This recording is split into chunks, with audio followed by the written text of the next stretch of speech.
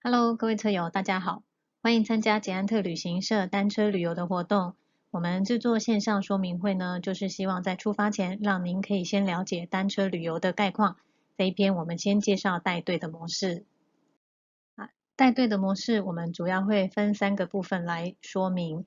第一，会先介绍我们的补给车大白；第二，是我们带队的模式；第三，是环岛9天日常的流程。首先，让我们认识一下我们的补给车，它是一部白色的福斯 T6，所以我们给它取名字叫做大白。那在大白的车上装有无线电，还有装着食物补给的吧台。车顶呢有8座单车的车顶架，当然工具箱、医药箱、AED 等救援的物品也会放在车上。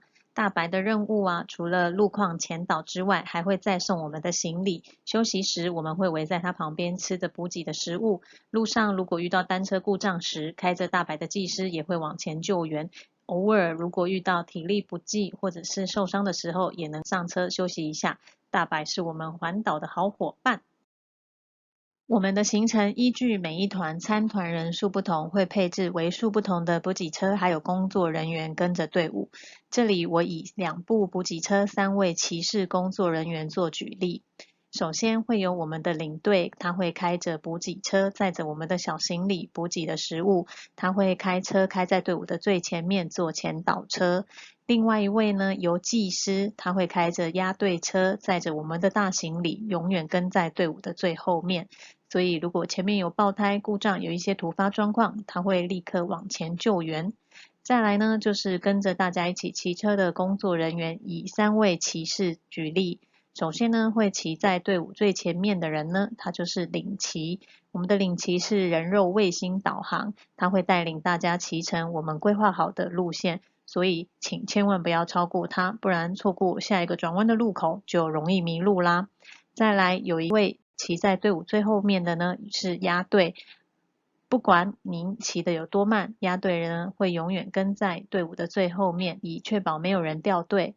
如果呢遇到突发的状况，押队还有押队技师的工作人员都会以最快的速度往前协助大家。在队伍的中间，我们会配置机动的工作人员，我们叫他标兵。那标兵呢会站在转弯的路口，提醒你要右转啊、左转啊，或者是这里有特殊的路况。所以如果没有看到标兵的话呢，基本上都是顺着路直走的。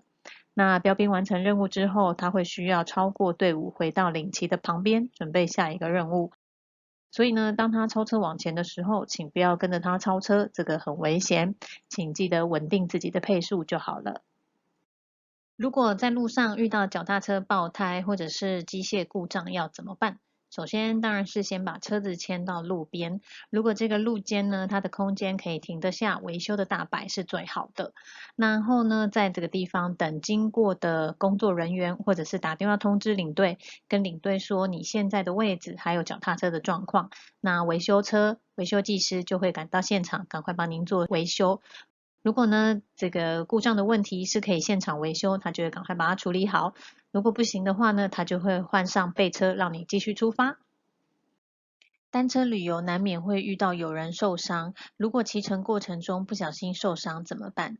假如遇到同行车友摔车的时候啊，首先我们要先确保环境的安全，那就是避免后方的车辆往前追撞上来。然后呢，对倒地的伤者简单的看一下他的伤势，例如看他能不能自行起身，有没有呼吸心跳。看他的意识是不是清楚，注意一下他的四肢有没有严重的外伤。假设呢，倒地的车友不能够自行起身的话，这时候千万不要强行的搬动伤者，因为像骨折啊，或者是内出血这些情况，我们其实从外观看不出来。如果强行搬动伤者的话，很容易造成严重的2次伤害。假如呢，这个伤者可以自行起来的话呢，那我们等到工作人员押对车来到现场的时候，车上备有医药箱，我们会为他清理包扎伤口。如果轻伤的话呢，包扎后看他要上车休息一下，还是他要继续骑乘。假设呢伤口有，比如说有骨折或者是外伤需要缝合时，这时候工作人员会用大白送他就医。如果呢严重的情况，举例倒地不起啊，或者是他外伤很严重，紧急时我们就要立刻打电话请119专业的救护人员来救援。接下来我会介绍每天的流程，这边会以环岛的时间举例说明。领队呢每天会约早上6点钟 morning call， 6点半在饭店吃早餐。那为了要节省上下楼的时间，建议大家穿着车衣车裤到餐厅用餐，并且在早餐的时间呢，先将您的行李箱寄放到1楼的大厅。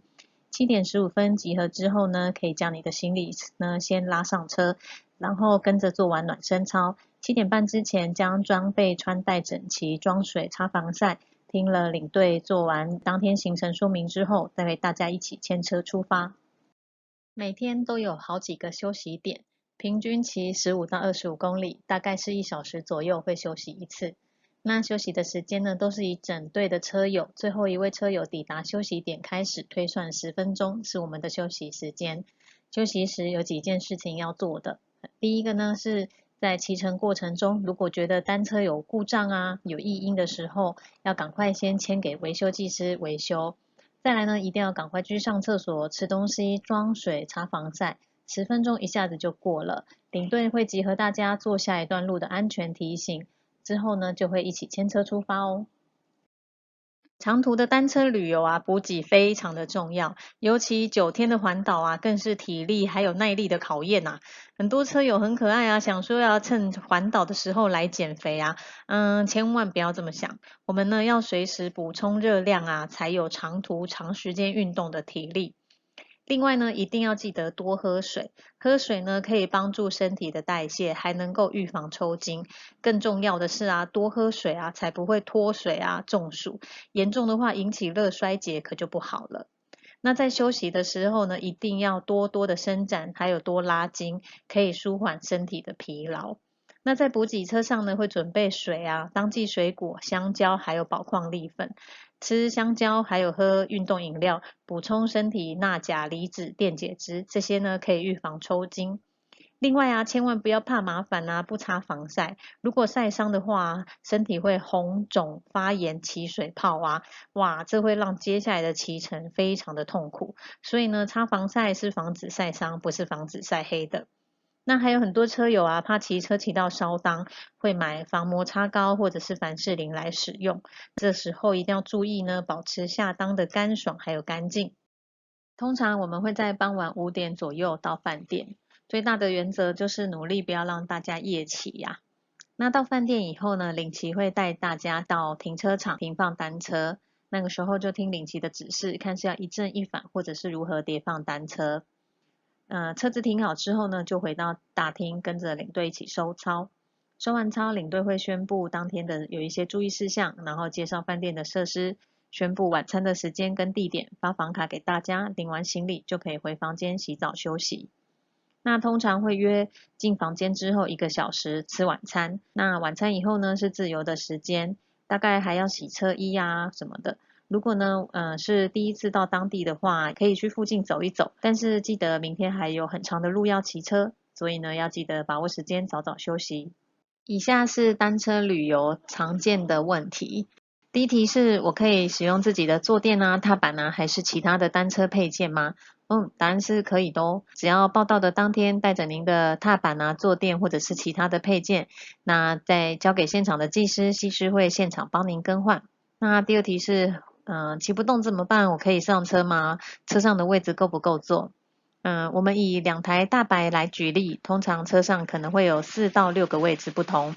那这些座位啊，基本上会保留给受伤或者是体力透支的伙伴来休息，所以也不用担心。那一般来参加这个单车旅游或者是环岛的队友啊，大家都是下了很大的决心，只要一出发，很多人通常都会骑到最后啦。但是为了要有愉快的骑程，建议您出发之前还是要自主训练，有充足的体力，环岛的旅程会更愉快。那第三题，每天要骑多久啊？要骑多远啊？